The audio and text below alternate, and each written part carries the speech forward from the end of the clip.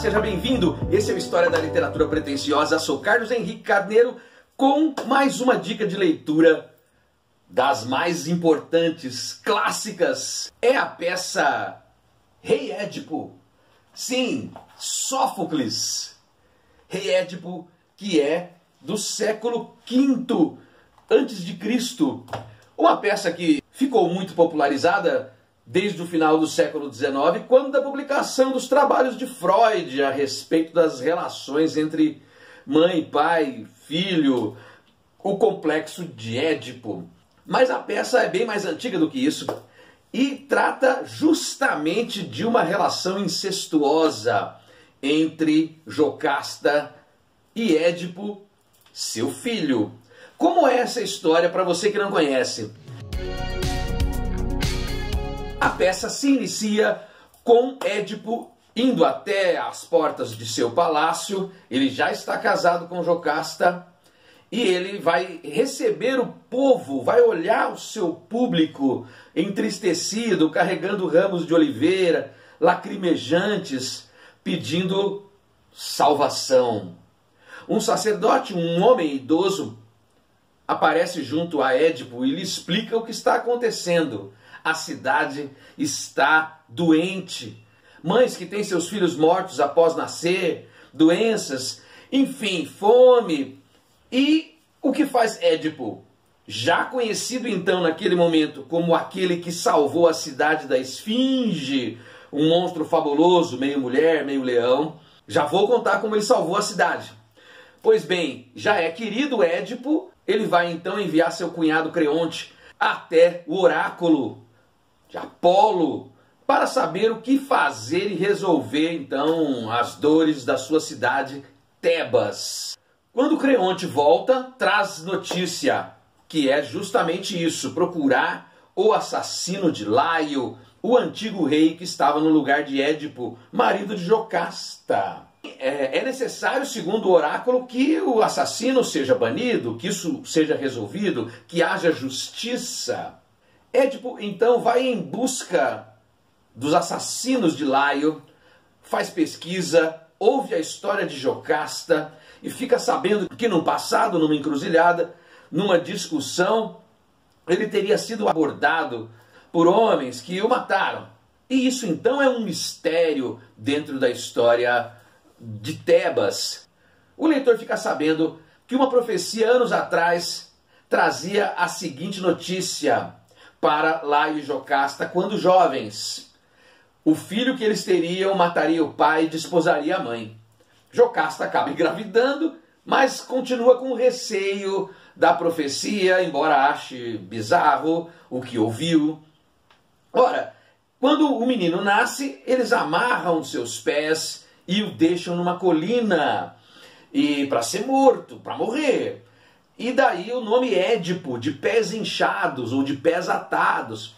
Mal sabiam eles que Édipo sobreviveria. Ele vai ser cuidado por Políbio, rei de Corinto. Crescido Édipo, vai ele mesmo descobrir que ele tem um destino traçado, trágico, foge então de Corinto, sai sem rumo e acaba transtornado encontrando a carruagem de Laio e com ele discute, acaba matando a figura.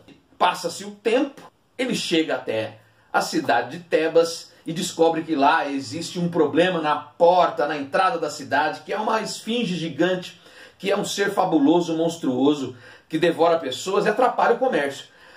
Qual era a maneira de acabar com esse problema? Desvendando seu enigma. A cidade então já estava pronta para receber um herói, porque com Laio morto, a promessa era de que ele poderia desposar a rainha Jocasta e ser o rei de Tebas se conseguisse matar a esfinge.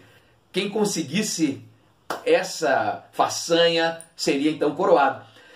E o próprio Édipo então resolve enfrentar a esfinge e ela então afirma: decifra-me ou devoro-te. E a questão é, o que é que pela manhã se locomove com 4 apoios, à tarde se locomove com 2 apoios e à noite com 3 apoios. Édipo dá uma resposta universal e interessante, ele aponta para si e diz: o homem E então ele acaba desvendando o mistério. E a esfinge desmorona porque a resposta estava completa. De manhã se locomove com 4 apoios, é o bebê, o ser humano que engatinha. À tarde a vida adulta com 2 pernas. E à noite, na velhice, com uma bengala e as 2 pernas, os 3 apoios. Magnífico esse Édipo. Desposa a Jocasta, vai ter filhos com ela, até que chegamos então nesse ponto em que a cidade adoece. Porque a cidade adoeceu. A profecia maligna do oráculo se fez. Édipo mata o pai e desposa a mãe, um absurdo. Quando Édipo então resolve fazer as pesquisas para salvar a cidade e descobrir o assassino, ele vai chegar a si próprio e vai então descobrir que ele realmente era o culpado pelas dores da cidade, pela tragédia que se fez. Não há tempo de salvar Jocasta, que já havia se suicidado, enforcada. Édipo então arranca os olhos, fura os olhos e cego abandona a região de Tebas.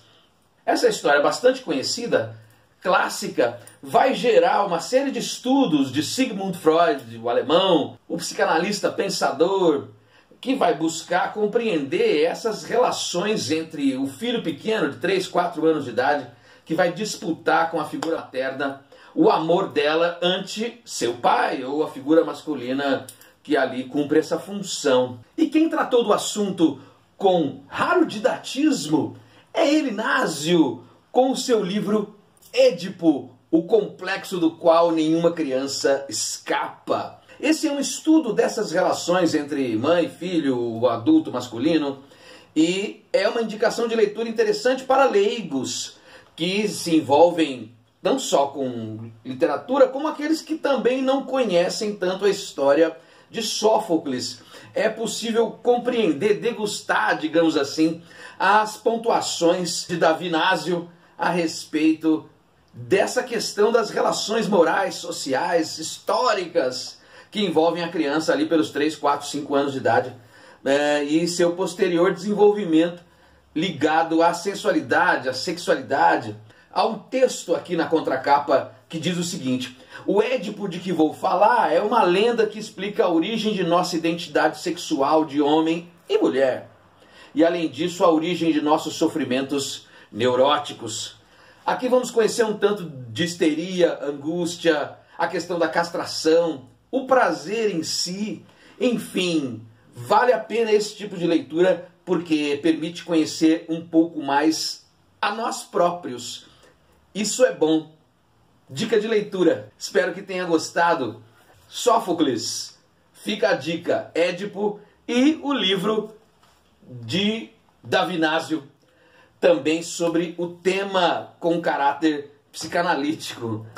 É isso. Obrigado. Não deixe de curtir nosso canal. Divulgue, comente. Até mais.